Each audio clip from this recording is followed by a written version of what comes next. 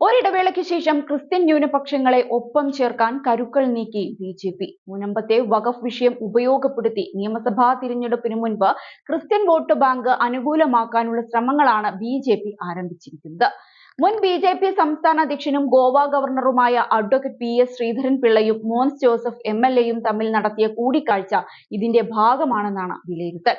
മുനമ്പത്തെ വഖഫ് വിഷയം ന്യൂനപക്ഷങ്ങൾക്കിടയിൽ ധ്രുവീകരണമുണ്ടാക്കിയെന്നാണ് ബി.ജെ.പിയുടെ വിലയിരുത്തൽ.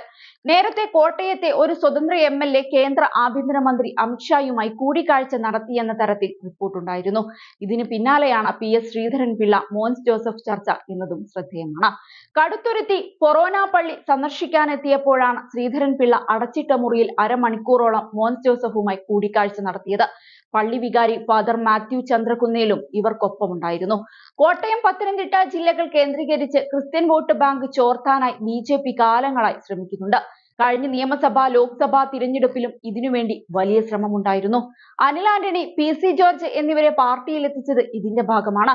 2026 നിയമസഭാ തിരഞ്ഞെടുപ്പിന് മുൻപ് ക്രൈസ്തവ സഭകളുമായി ഏറെ അടുപ്പമുള്ള മോൻസ് ജോസഫ് വഴി മധ്യ കേരളത്തിൽ സ്വാധീനമുണ്ടാക്കാനാണ് ബി.ജെ.പി. ശ്രമിക്കുന്നത്.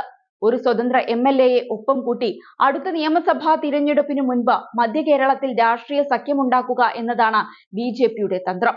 മുനമ്പം വിഷയത്തിൽ ക്രൈസ്തവ വിഭാഗത്തിന്റെ വിശ്വാസം ഒരു പരിധിവരെ നേടാനായി എന്നാണ് പാർട്ടിയുടെ കണക്കുകൂട്ടൽ. വഖഫ് ബില്ല് പാർലമെന്റിൽ പാസാക്കുന്നതോടെ ക്രൈസ്തവ സഭകളുടെ പിന്തുണ ഉറപ്പിക്കാമെന്നാണ് ബി.ജെ.പി. കണക്കുകൂട്ടുന്നത്. മുൻ വർഷങ്ങളിലേതിന് സമാനമായി ക്രിസ്തുമസിന് മുൻപ് സമ്മാന പൊതികളുമായി ക്രൈസ്തവരുടെ വീടുകളിൽ സന്ദർശനം നടത്താനും ബി.ജെ.പി. തീരുമാനിച്ചിട്ടുണ്ട്.